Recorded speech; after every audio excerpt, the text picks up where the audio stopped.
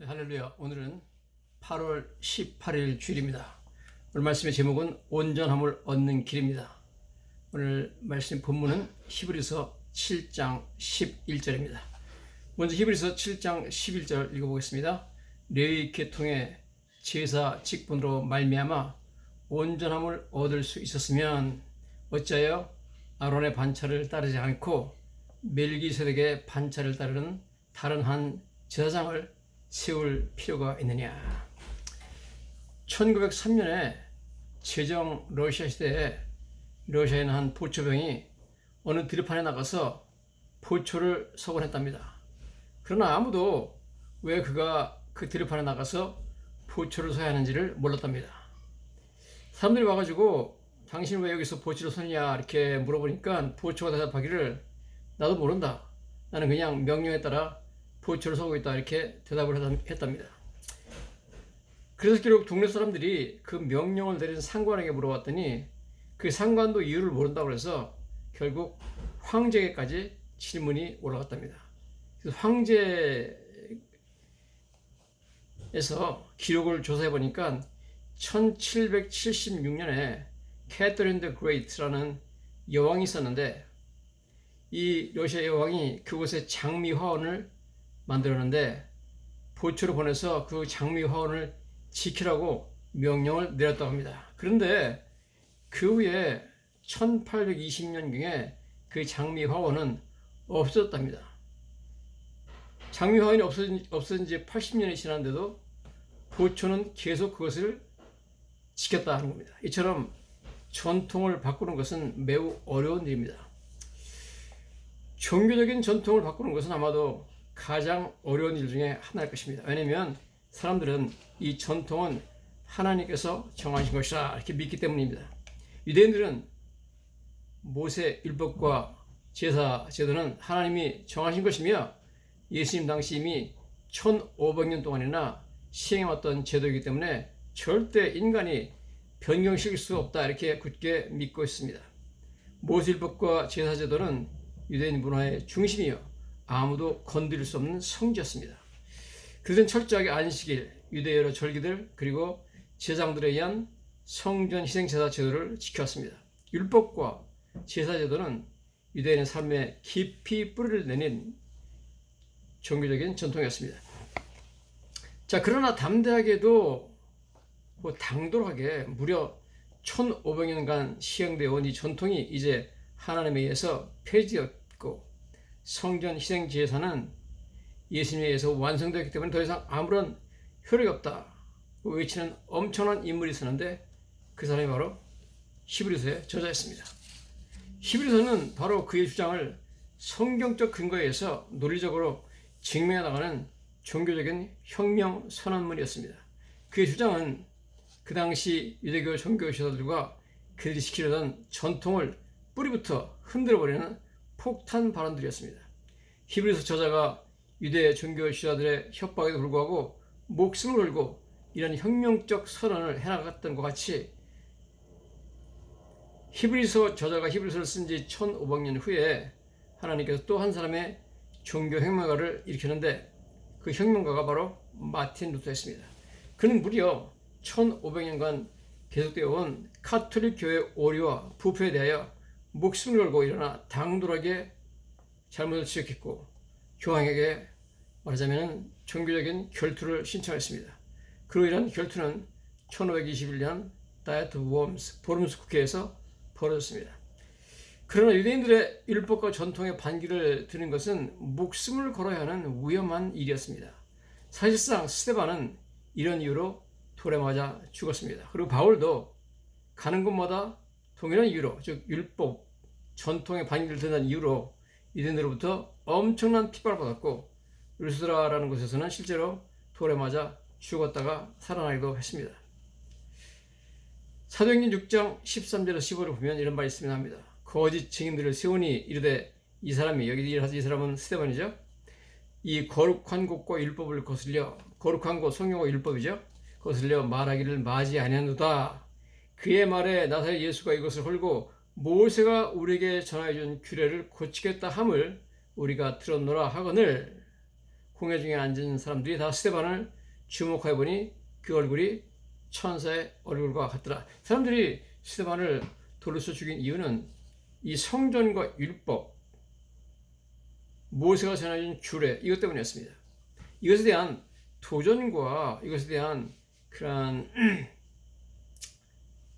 혁명적인 어떤 발언들을 하는 이유 때문에 스데반을 죽게 된 것이죠. 사도 바울도 마찬가지 이유로 핍박을 받았죠. 사도행전 21장 27절, 28절 보면 이렇게 나옵니다. 그 이래가 참에 아시아로부터 온 유대인들이 성전에서 바울을 보고 모든 무리를 충동하여 그를 붙들고 외치되 이스라엘 사람다 도우라. 이 사람은 각처에서 우리 백성과 율법과 이것을 비방하여 모든 사람을 가르치는 그자인데 또 헬라인을 데리고 성전에 들어가서 이 거룩한 곳을 더럽혔다 하니 그들이 그를 죽이려 할 때에 온 예루살렘이 요란하다는 소문이 군대 천부장에게 들리매 그가 급히 군인들과 백부장들을 거느리고 달려 내려가니 그들이 천부장과 군인들을 보고 바울 치기를 그치는지라. 여러분 여기 보세요. 바울도 우리 백성과 율법과 이곳은 성전입니다. 이곳을 비방하여 모든 사람을 가르친다. 그 이유 때문에 헬라인을 데리고 성전에 들어가서 이것을 더럽혔다. 그런 이유 때문에 성전 율법 뭐 이런 것에 도전한다 그래가지고 죽이려고 그랬고 그냥 천부장이 또 군대들이 올 때까지 막 성전 안에서 바울 쳤다. 막 두드려 팼다는 거죠. 그러므로 히브리서 저자는 유대인 크리스천들에게 이제 구약 희생 제사제도는 모두 폐지되었고 아론의 반차를 따르는 르위 계통 대제사장 직분도 모두 폐지되었고 멜기세덱의 반차를 따르는 예수님이 새로운 대제사장이 되어서 오직 그를 통해서만 죄사함을 받으시다는 진리를 담대히 선포하고 있습니다. 할렐루야. 히브리서 7장 18절입니다. 전에 있던 계명은 연약하고 무익함으로 폐하고 가로 열고 율법은 아무것도 온전하게 못할지라 가로 닫고 이에 더 좋은 소망이 생기니 이것으로 우리가 하나님께 가까이 나가려 했습니다. 저자는 구약 제사 율법은 연약하고 무익하여서 피했다. 연약하고 무익하여서 하나님이 펴셨다. 연약하고 무익하여서 weak and useless. 아무 이익이 없다는 겁니다. 그래서 패버렸다. annulled라고 선포하고 있습니다.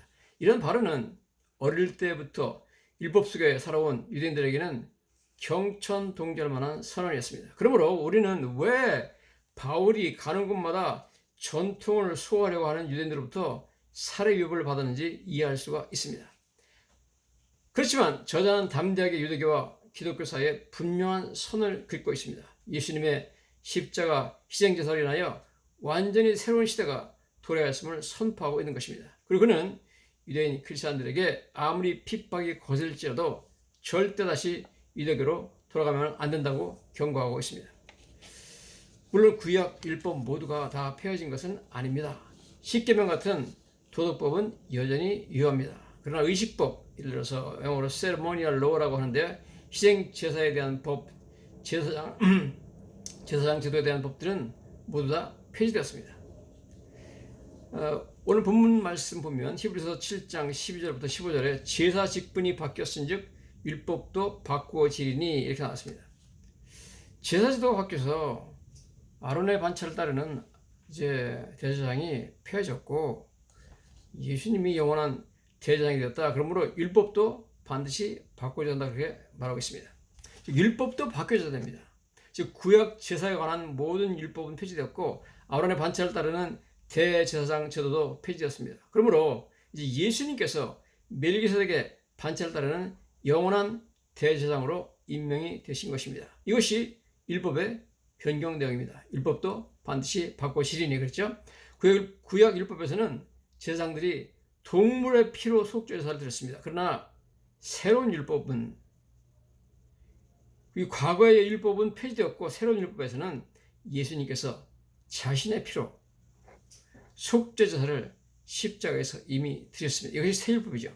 백성들을 온전하게 만들 수 없는 모든 율법은 폐지되었고 면회자들을 영원히 온전하게 만들 수 있는 새로운 율법이 발효되기 시작한 것입니다. 누구든지 여러분 진실로 예수님만 믿으면 그 믿음으로 온전하게 되는 것입니다. 이것이 새로운 율법입니다.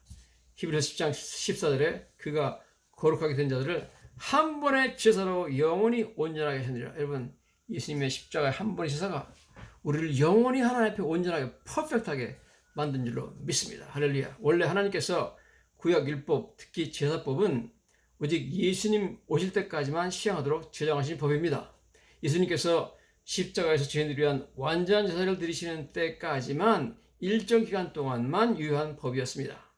예를 들어서 갈라디아 3장 19절부터 21절에 보면 이렇게 나와 있습니다. 그런즉 율법은 무엇이냐?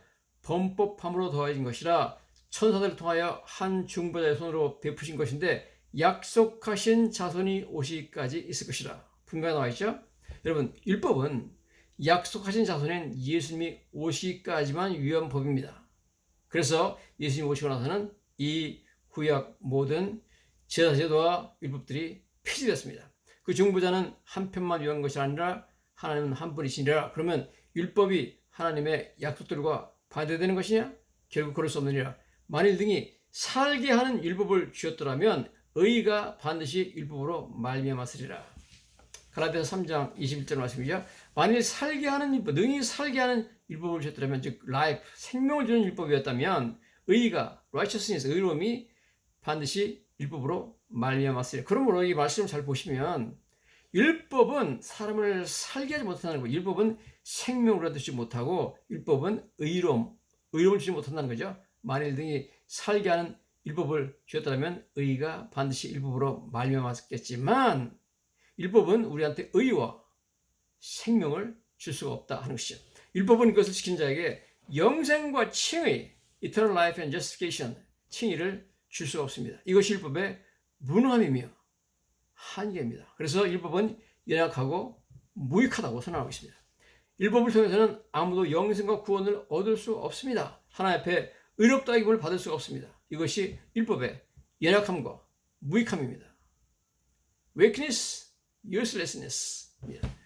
갈라디아 3장 11절에 또 하나님 앞에서 아무도 율법으로 말미암아 의롭게 되지 못할 것이 분명하니 이는 의인은 믿음으로 말미암아 살리라 하였습니다. 여러분, 율법을 지켜서 혹은 선행을 통해서 나의 행위로, 착한 행위로 절대 하나님 앞에 의롭게 될 수 없습니다. 로마서 3장 20절입니다. 그러므로 율법의 행위로 그의 앞에 의롭다 하심을 얻을 육체가 없나니 율법으로는 죄를 깨달으며, 여러분, 율법은 생명과 의로움을 주려고 우리에게 하나님께 주신 것이 아니라 죄를 깨닫게 하라고 주신 것입니다. 그러므로 율법의 행위로 그의 앞에 의롭다함을 얻을 육체가 없습니다. 구약 제사 율법과 아론의 반차를 따르는 대제사장 제도가 예수님에서 폐지된 후에도 유대인들이 계속 성전에 모여서 하나님께서 이미 폐지시켜버린 쓸모없는 희생제사를 드렸습니다. 그래서 하나님께서 AD 70년에 로마의 디도 장군을 불러서 예루살렘 성전을 파괴시켜버렸고 오늘날까지 유대인들이 성전 제사를 드리지 못하도록 막고 계십니다. 그 정도가 아니라 하나님께서 근 2000년간 유대인들을 아예 이스라엘 땅에서 다 쫓아내버려가지고 유럽이나 중동이나 아프리카로 흩어지게 만들었습니다. 디아스포라가 되겠죠. 그래서 솔로몬 성전 자리에는 그 사이에 이슬람 성전이 세워졌습니다. 이제는 정치적이고 종교적인 이유로 지금까지 유대인들이 성전을 그 자리에 건축하지 못합니다. 이슬람에서는 현재 예루살렘 원래 솔로몬 성전이던 그 자리가 마호메트가 승천한 장소라고 해서 성지로 봅니다. 순례하죠. 그렇기 때문에 그것을 헐고 유대인들이 만약 성전을 다시 짓는다면 그거는 뭐 이슬람과의 대규모 충돌과 어마어마한 전쟁이 아니고서는 불가능하기 때문에 그것에다가 유대인들이 성전을 짓지 못하는 것. 이처럼 하나님께서 여러분 예루살렘 성전에서 제사를 드리지 못하도록 하나님께서 지금까지 막으셨고 아예 그냥 다 흩어버려가지고 근 20년 동안 성전이 있던 예루살렘 근처에도 못하게 만들고 있습니다. 오늘 본문 히브리서 7장 11절에 보면 레위 계통의 제사직분으로 말미암아 온전함을 얻을 수 있었으면 어찌하여 아론의 반차를 따르지 않냐고 멜기세덱의 반차를 따르는 다른 한 제사장을 세울 필요가 있느냐 이렇게 말하고 있습니다. 여러분, 히브리서 7장 18절 19절에는 전에 있던 계명은 연약하고 무익함으로 패하고 가로 열고 율법은 아무것도 온전하게 못할지라. 율법이 온전하게 못한다는 말이 계속 반복됩니다. 히브리서 10장 1절에도 율법은 장차올 좋은 일의 그림자일 뿐이요 참 형상이 아니므로 해마다 늘 드리는 같은 제사로는 나오는 자들을 언제나 온전하게 할 수 없느니라. 율법과 제사를 통해서 사람은 하나님 앞에 온전한 퍼펙트한 모습으로 설 수 없습니다. 여러분. 저자는 유대인들이 생명처럼 여기는 율법에 대해서 유대인들이 도저히 받아들일 수 없는 발언을 하고 있습니다. 즉 율법은 지금까지 1500년 동안 아무도 온전하게 하지 못했다는 겁니다. 앞으로도 율법은 절대 아무도 온전하게 하지 못한다는 거죠. 유대인들은 구약의 제사제도가 온전하고 영원하다고 믿었습니다. Perfect and permanent system이라고 생각했습니다. 그래서 변경될 필요가 없고 변경되어서도 안 된다고 생각했습니다. 왜냐하면 그것은 분명히 하나님께서 모세를 통해서 주신 신성한 율법이기 때문에 그렇습니다. 그러나 저자는 그들의 생각이 틀렸다고 말하고 있습니다. 시편 110편 4절에 아론의 반차가 아닌 멜기세덱의 반차에서 새로운 제사장이 일어날 것을 예언하고 있고, 이 새로운 제사장은 아론 계통의 제사장들과 다르게 영원한 제사장이 될 것이라고 예언하고 있기 때문에 그렇습니다. 구약 제사제도에는 놀랍게도 중대한 결함이 있습니다. 첫째, 그 제사 직분은 백성들을 온전하게 만들지를 못했습니다. 하나님 앞에 그들을 온전한 모습으로 설 수 있게 만들지 못했습니다. 즉 구약의 제사장들이 드린 피는 놀랍게도 죄를 없이 하지 못했습니다. 히브리서 10장 4절입니다. 이는 황소와 염소의 피가 능히 죄를 없이 하지 못하더라. 와, 유대인들은 정말 들으면 기절할 만한 내용입니다. 지금까지 1500년 동안 드렸다는 그 황소와 염소의 피, 제사장들이 드렸던 그 피는 능히 죄를 없이 하지 못한다. 피어레스. 이런 의미에서 율법은 연약하고 무익하죠. 히브리서 10장 11절 14절입니다. 제사장마다 매일 서서 섬기며 자주 같은 제사를 드리되 이 제사는 언제나 죄를 없게 하지 못하거니와. 또 나오죠. 이 구약 제사장들이 했던 제사는 언제든지 죄를 없게 하지 못하는 겁니다. 오직 그리스도는 죄를 위하여 한 영원한 제사를 드리고, 예수님이 십자가에 드리는 영원한 제사죠. 하나님 우편한 제사. 그 후에 자기 원수들을 자기 발등상에 되게 하기까지 기다리시나니 그가 거룩하게 된 자들을 한 번의 제사로 영원히 온전하게 하셨다. 이야, 여러분, 1500년 동안 이스라엘 제사장들이 동물의 피로, 황소와 염소의 피로 제사를 드렸지만 그것은 죄를 없이 하지 못했는데, 온전하게 하지 못했는데, 예수님이 십자가에서 한 번 우리를 위해서 드리신 그 자신의 피로 드리신 그 제사가 모든 민자들을 한 번의 제사로 영원히 온전하게, perfect forever, 영원히 온전하게 만들었다는 겁니다. 하나님 앞에 영원히 온전한 자로 만들었다는 겁니다. 할렐루야.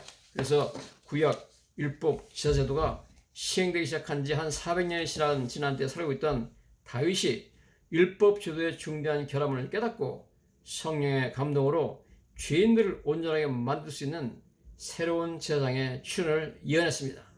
그것이 바로 시편 110편이죠. 예수님만이, 그리고 그의 피만이 죄인들을 모든 죄에서 깨끗하게 하고 그들을 하나님 앞에 온전한 모습으로 설 수 있게 만드는 것입니다. 예수님만이 한 번의 제사로 면자들을 영원히 온전하게 만드실 수가 있습니다. 구약 제사장들이 드린 동물의 피는 절대로 우리에게 justification, 칭의, 의로움과 perfection, 온전함을 줄 수가 없습니다. 할렐루야. 히브리서 10장 14절에 그가 거룩하게 된 자들을 한 번의 제사로 영원히 온전하게 하셨다 그랬습니다. 율법이 연약하고 무익해서 이루지 못한 일을 예수님께서 한 번의 제사로 영원히 이뤘습니다. 즉 예수님 한 번의 제사로 그 믿는 백성들을 영원히 온전하게 하신 줄로 믿습니다. Perfect forever. 만약 율법이, 그리고 구약의 대제사장이 백성들을 온전하게 만들 수 있었다면 하나님께서 멜기세덱의 반차를 따르는 다른 제사장을 세우실 필요가 없었을 것입니다. 이것이 히브리 저자가 말하는 거죠. 히브리 7장 11절입니다. 레위 계통의 지라직분으로 말미암아 온전함을 얻을 수 있으면 어찌 아론의 반차를 따르지 아니하고 멜기세덱의 반차를 따르는 다른 한 제사장을 세울 필요가 있겠느냐? 맞죠? 유대인들은 모세가 전해준 율법과 희생제사 제도는 신성불가침하는 것으로 아무도 감히 손댈 수 없는 성스럽고 손댈 수 없는 것, sacred and untouchable 한 것으로 여겼습니다. 아론의 반차를 따르는 대제사장이 아니라 멜기세덱의 반차를 따르는 대제사장을 통하여 하나님의 백성들을 영원히 온전하게 만들고자 하는 것은 하나님께서 만세전에 이미 예정하신 뜻이며 이 뜻을 다윗의 예언으로 이미 시편 110편에 분명히 알리셨습니다. 왜냐하면 구약 레위계통 제사직분을 통해서는 그 백성들이 온전하게 될 수 없었기 때문입니다. 여러분, 지금도 성전에서 대제사장들이 죄를 위해서 제사를 드리고 있는 그 시간에 이스라엘의 왕인 다윗이 시편 110편에 기록합니다. 여호와께서 내 주에게 말씀하시기를 내가 네 원술로 내 발판이 되기까지 너는 내 오른쪽에 앉아있으라. 그러면서 여호와는 맹세하고 변하지 아니하시리라. 이르기를 너는 멜기세덱의 서열을 따라 영원한 제사장이라. 아론의 서열이 아니라 멜기세덱 서열을 따른 영원한 제사장에 출연한다는 것을 이스라엘 왕이 지금 선언하고 있는 거예요. 지금 대제사장들이 제사를 드리고 있는 그 시간에 예언해 버렸습니다. 시편 110편 1절은 예수님께서 구원의 위대한 사역을 마치시고 승천하실 때 하나님께서 예수님에게 하신 말씀입니다. 다시 한번 읽어보면 여호와께서 내 주에게 말씀하시기를 여호와는 하나님이고 내 주는 바로 예수님 말하죠. 다윗이 적은 겁니다. 내가 네 원수로 내 발판이 되기까지 너는 내 오른편에 앉아 있으라. 이렇게 하나님이 내 주, 즉 예수님에게 말했다는 거죠. 여러분, 하나님 우편에 앉는 것은 하나님이신 예수님에게만 가능한 일입니다. 어떤 천사도 어떤 인간도 감히 그 자리에 앉을 수가 없습니다. 그것은 우주의 왕중왕이신 하나님의 보좌인 것입니다. 시편 110편 전체가 메시아 즉 예수 그리스도에 대한 예언입니다. 특히 1절과 4절은 예수님에 대한 매우 중요한 예언을 포함하고 있습니다. 이 시편 110편 1절에 관해서 예수님이 나중에 바리새인들과 논쟁을 하시죠. 마태복음 22장 41절에 46절에 예수님이 질문합니다. 바리새인들이 물으실 때 예수께서 그들에게 물으시되 너희는 그리스도에 대하여 어떻게 생각하느냐? 누구의 자손이냐? 대답하되 그 사람들이 다윗의 자손이다. 왜 그들은 그리스도가 다윗의 자손이라고 했느냐? 여러 가지 다윗에 대한 예언과 이사야서에도 메시아는 다윗의 자손이라고 나와 있기 때문에 그 당시 예수님을 만나는 많은 사람들이 다윗의 자손 예수여 우리를 불쌍히 여기소서 이런 말을 하는 것을 우리가 성경을 통해서 많이 보게 됩니다. 그래서 메시아가 다윗의 자손이라는 것은 상식이었습니다. 자, 그런데 예수님의 질문이 계속되죠. 이르시되 그러면 다윗이 성령에 감동되어 어찌 그리스도를 주라 칭하여 말하되 내 주께 이르시되 내가 네 원수를 네 발 아래에 둘 때까지 내 우편에 앉아있으라 하셨도다 하였느냐? 다윗이 그리스도를 주라 칭하였은즉 어찌 그의 자손이 되겠느냐 하시니 한마디도 능히 대답하는 자가 없고 그날부터 감히 그에게 묻는 자도 없더라. 자, 이게 무슨 말인지 여러분 잘 좀 이해를 하셔야 되는데요. 이제 유대인들의 탈무드나 탈무에 보면 보좌 우편에는 메시아가 앉는 자리고 하나님 보좌 좌편은 아브라함이 앉는 자리라고 이렇게 유대인들이 적어놨어요. 그래서 모든 사람들이 하나님 보좌 우편에 앉는 사람은 메시아라는 것을 알고 있었습니다. 자, 그러므로 시편 110편에 1절에 이렇게 나와 있잖아요. 여호와께서 내 주, 즉 예수님에게 말씀하시기를 내가 네 원수로 내 발판에 되기까지 너는 내 오른쪽에 앉아있으라. 그래서 오른쪽에 앉아있는 분은 당연히 메시아니까 예수님 말씀이 그러면 다윗이 말하기를 여호와께서 하나님이 내 주에게 즉 예수님에게 말씀하시기를 내 오른편에 앉아있으라고 했다는 거죠. 자, 그런데 다윗은 유대인들이 다 알고 있잖아요. 메시아는 다윗의 자손이라는 겁니다. 다윗 자손. 그러면 어떻게 이 메시아에게 다윗이 여호와께서 내주에게 말씀하신 내주 아도나이라는 표현을 씁니다. 아도나이는 하나님을 부를 때 이들이 쓰던 단어죠. 하나님이 내주 나의 아도나이에게 말씀하시를 내가 원술로 네 발판에 되게 할까지 너는 오른쪽에 앉아있으라 그랬다는 겁니다. 자, 예수님 물어보죠. 그래서 누구 자손이냐? 다윗 자손이죠. 그러면 시편 110편 1절에 분명히 다윗 자손인 그 그리스도에게 어떻게 다윗이 내주에게 말씀하시라면서 자기 자손을 내주라고 해서 my 아도나이 나의 하나님이라고 부르느냐? 이게 말이 되느냐? 그러니까 아무 대답 못했다는 겁니다. 어떻게 자신의 자손을 다윗 왕이 내주라고 아도나이라고 지칭할 수 있냐? 어떻게 내 하나님이라고 지칭할 수 있느냐? 메시아가 단순히 다윗의 혈통적인 자손이라면 어떻게 그를 내주라고 아도나이라고 부를 수 있겠는가? 놀랍게도 자신들의 성경 지식을 자랑하던 바리새인들은 이런 것을 한 번도 생각해 본 적이 없고 자신에게 질문해 본 적도 없고 유명한 랍비들도 이런 질문에 대하여 답해 본 적도 없습니다. 그래서 바리새인들은 아무 대답도 하지 못하고 예수님 앞에서 아주 창피하고 모욕적으로 물러갔습니다. 예수님을 올무에 걸려고 찾아왔다가 자신들이 올무에 걸려버렸습니다. 여러분, 메시아는 혈통적으로 다윗의 자손이지만 그 신분에 있어서 다윗이 주님이라고 부르는 아도나이로 부르는 하나님이시며 그분이 바로 예수님인 줄로 믿습니다. 할렐루야. 예수님은 승천하신 후 하나님 보좌편에 앉아 계시고 발판은 집 밟는다는 뜻입니다. 또한 다윗이 그를 내주라고 불렀다면 예수님은 다윗의 시대에 이미 존재하고 계셨다는 뜻입니다. 다윗이 보았다는 거죠. 예수님은 다윗의 자손으로 태어나신 동시에 하나님이라는 것을 다윗이 시편에서 말하고 있습니다. 바리새인들은 예수님을 절대 하나님으로 혹은 메시아로 보지 않았습니다. 그들에게 예수님은 그저 한 시골 목수의 아들 혹은 귀신의 왕 바알세불에 힘입어 귀신을 쫓아내는 귀신 들린 자라고 봤습니다. 예수님을 철저히 무시했습니다. 이슬람교에서는 예수님을 한 선지자로 봅니다. 그러나 그들은 예수님을 모하메드보다 훨씬 열등한 선지자로 봅니다. 믿음이라는 것은 믿음이 뭐냐? 믿음은 예수님을 하나님 아도나이로 믿는 것입니다. 그게 믿음이죠. 오직 하나님께서 택한 사람만 예수님을 하나님으로 믿고 경배할 수가 있습니다. 할렐루야. 다윗은 성령에 감동되어 그리스도를 주라, 즉 아도나이라 칭했습니다. 오직 성령을 받은 사람만 예수님을 하나님으로 고백할 수 있는 줄로 믿습니다. 할렐루야. 고린도전서 12장 3절에 그러므로 내가 너에게 알리노니 하나님의 영으로 말하는 자는 누구든지 예수를 저주할 자라 하지 아니하고 성령으로 아니하고는 누구든지 예수를 주시라 할 수 없는, 여기 주라는 단어가 아도나입니다. 하나님의 뜻입니다. 성령님의 능력이 아니면, 성령의 감동이 아니면 여러분 예수님을 하나님이라고 할 수가 없다는 겁니다.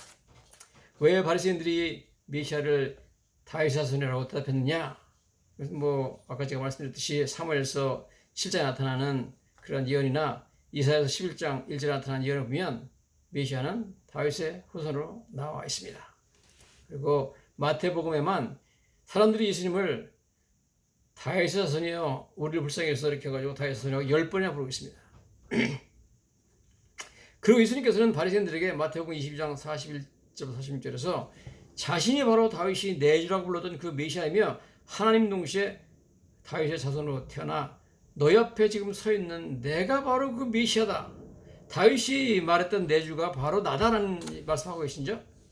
예수님은 자신이 하나님이며 승천의 하나님 보좌 옆에 앉으시는 왕이시며 다윗이 예언한 바로 그 제사장이라고 말씀하셨습니다. 그러나 분명 바리새인들은 그것을 받아들일 수가 없었고 믿을 수가 없은 줄로 믿습니다.